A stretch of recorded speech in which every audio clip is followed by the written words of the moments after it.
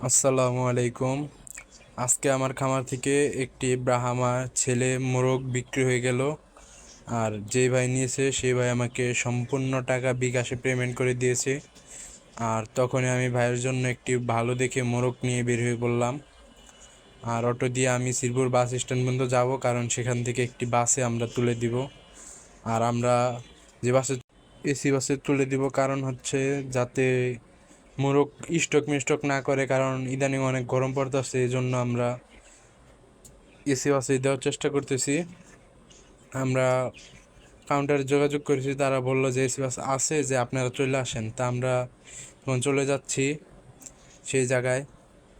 কাউন্টারে গিয়ে আমরা তাদেরকে আমাদের মোবাইল নাম্বার, সেই ভাইয়ের মোবাইল নাম্বার সব কিছু দিয়ে আমরা কাউন্টারে মুরগি দিয়ে আসবো। তারা যখন গাড়ি আসে গাড়িতে উঠিয়ে দিবে। এভাবেই এভাবে প্রত্যেকটা জেলায় আমরা ডেলিভারি দিয়ে থাকি। শুধু বিকাশে ফুল পেমেন্ট করে দিতে হবে, কারণ যদি কেউ মোরগ নিবে বলে সে যদি আর না নেয়, তখন এই মোরগ আমি কী করবো, সেটা তো আর রিটার্ন নিয়ে আসার অনেক কষ্টকর হয়ে যাবে। আর একটা মোরগ পাঠাতে না হলেও 300-400 টাকা খরচ পড়ে আমাদের বাসে দিতে।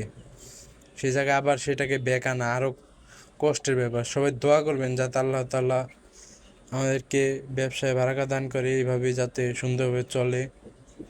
আর এই পার্সেলটা চলে যাচ্ছে রংপুর কালামপাড়া এক ভাইয়ের কাছে।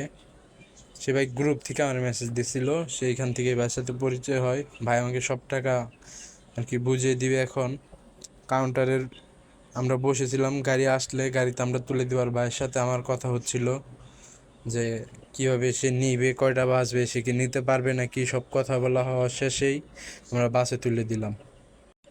সবাই দোয়া করবেন এইভাবে যাতে আমাদের ব্যবসা চলে। আর একটা ছেলে বর্তমানে আছে, যদি কারো লাগে তাহলে আমাদের সাথে যোগাযোগ করতে পারেন, সেটাও দেওয়া যাবে আপনাদেরকে ইনশাল্লাহ। আসসালামু আলাইকুম।